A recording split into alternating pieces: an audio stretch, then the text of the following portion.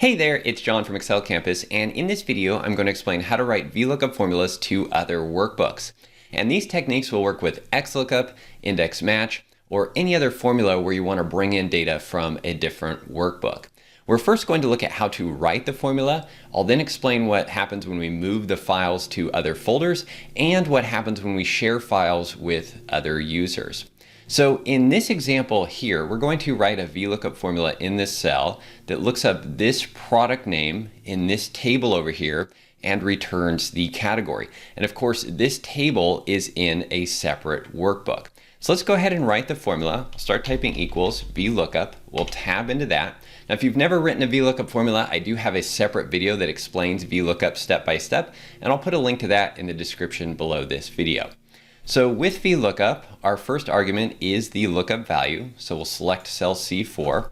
We'll type a comma. Our table array is again going to be this table or this range in the other workbook, and we'll refer to this as the source workbook. So I'll go ahead and make that selection. Now I do have Excel in split screen mode here, or the windows split, but you do not need to do that in order for this to work. You can just navigate to the other file, the other Excel file, and select the range. So once we've selected that range, you'll see that we have this reference here, and the reference will always start with the file name in square brackets.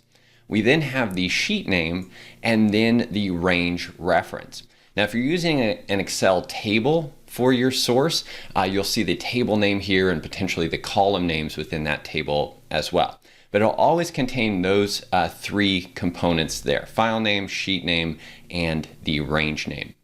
And then of course we'll type a comma, and we're going to specify a 2 here for the second column for our column index number.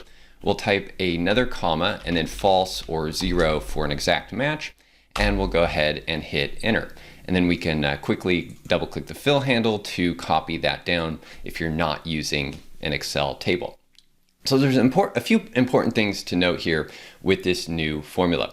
First of all, it will automatically update and recalculate just like any other formula in Excel does. So for example, if we were to change our lookup value here, I'm just going to copy coffee here, hit Control C, and then I'll hit Control V here and just keep an eye on the formula result. When I do that, hit Control V, you can see that the formula automatically updates. And that will also happen if we change any of the values here in the source workbook as well. So there's always a link here that's automatically updating. And that also works even if we close the source workbook. So I'll go ahead and do that. We'll just close the source workbook. Maximize this one, and again I'll just hit Control C here, Control V to paste, and you can see that my VLOOKUP is automatically updating and recalculating even though I have the source workbook closed. Now another important thing to note here is when we look at the formula again, once we close the source workbook, you can see that we have the full file path here referenced before the file name. And again, this just happens when we close that source workbook. That way we know where that workbook is. So we have the full file path here available to find it. And then of course we have the file name, sheet name, and range name. So if you're creating multiple references in a formula to another workbook, these formulas can get pretty long once you close the source file. Another important thing to note, and kind of a really nice tool here, is if we go to the Data tab and click the Edit Links button right here, that'll open the Edit Links window, and this will show a list of all of our linked workbooks. We currently only have one, but if we had other formulas in this workbook that were linking to other workbooks, they would all be listed here. We can of course see the file name right here, some information about it, and then we have some buttons over here that help us manage this. And we'll explain these throughout this video. One nice one here that you'll probably use often is the Open Source button. We can just click this, and that'll actually open up our source workbook. So it makes it very easy to navigate to it. So that's the basics of writing the formula. We'll now take a look at what happens when we move files to other folders. So we'll first take a look at what happens when we move both files to a different folder, and then when we just move the source file only. So I have both files here in this folder. I'm going to go ahead and select these and then drag them and move them over to this other folder. And then we'll go ahead and open the file that contains the VLOOKUP. And when we do this, Excel is pretty good about updating the links for us automatically. As you can see, as the file opens up here, we get this warning message at the top saying the automatic updates of links has been disabled. And this is just a security setting. You can change this by clicking on this link here and change that in the Trust Center settings, but you'll only see this the first time. And once you click the Enable Content button, that will go ahead and update and refresh the links and establish those links to that workbook in the new folder. So essentially, Excel has done all the work for us. If we look in the formula here, we can see that this is now linking to the new file path that we just copied the files into. So we don't have to make any changes here. The link is established, and again, we can change our lookup value or change things in the source workbook, and everything will work. So now we'll look at what happens when we move the source workbook only. So I have a new folder here, and I'm going to take the source workbook, the lookup tables workbook, and I'm just going to drag it into that new folder. And then we'll go ahead and open the original file again that contains the Vlookup, and we can see that when we do that, we get this warning message here. And it says we can't update some of the links in your workbook right now. Now, typically when you see this message, you might just hit continue, not even really read it, or your users might hit continue and not really read it. But we do have the option here to open the edit links window. So we can click this right here. Again, if you skip this step and just hit continue, you can open the edit links menu from the data tab on the ribbon. So we'll hit edit links now. And as you can see here, for our lookup tables workbook, the status we have is an error with the source not found.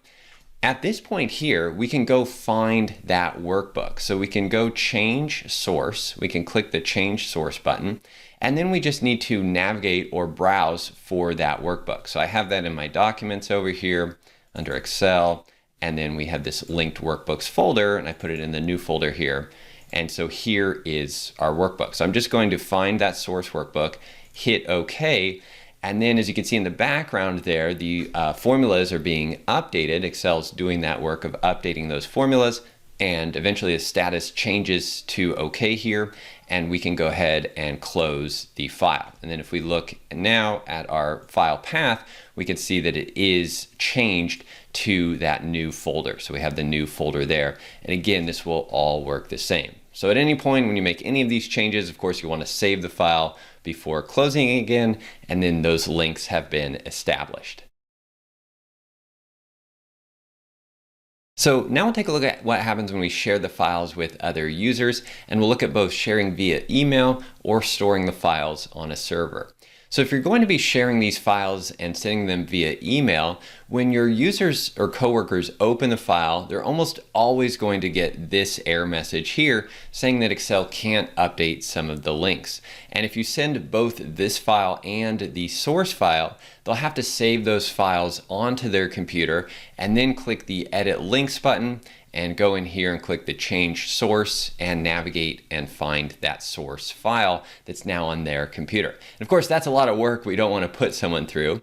So a few ways to prevent that, and there's quite a few ways, but one way is to just take the source range and move that into this workbook. You can copy that table or copy the sheet into this workbook, then write the formula to the source in this workbook, and there will not be any links. Now, if you don't want to do that, another option is to just paste values here or break the links. So you can copy paste values over all of the Vlookup formulas. That'll just leave the values and break the links to the other workbooks, and then send this file to your users. You can also do that break link from the Edit Links window. There's a break link button right here. So you'll select the workbook that you want to break the link, click break link, and that will break all of the links in any cells throughout the entire workbook and just leave the values for any formulas that have those linked references. So that's a few ways to prevent your users from having to do this if you're going to send the file via email. Now, another alternative is to store the files on a shared drive or server. Now, if that's an internal server and you've established a drive with mapping, then when you look at the file here, this might be a different drive letter. So instead of the C drive, it might be E or F or something like that. And in that case, you'll want all of your coworkers or users to have the same mapped letter. If not, they're again going to get that warning message and have to change the links, which we typically don't want to do. So this will help prevent some of that. It's not ideal, but it does work in most cases if everyone on your team has the same letter drive. Another option, and probably the ultimate solution, is to use SharePoint or OneDrive. So I have another file where I've done that here. And in this case, I have the same setup, but I've stored the source file on SharePoint.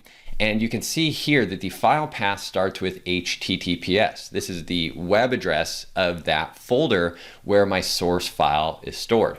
So even when I share this with other users, and I can do that via email, send the link or share the link on OneDrive or SharePoint, when we do that, then when they open the file, and as long as they have access to the source data as well, that folder with the source data, they won't get any warning messages about establishing those links. So ultimately, that's probably the best way to go, but I did want to cover all the other solutions in case you're not in an environment that uses SharePoint or OneDrive.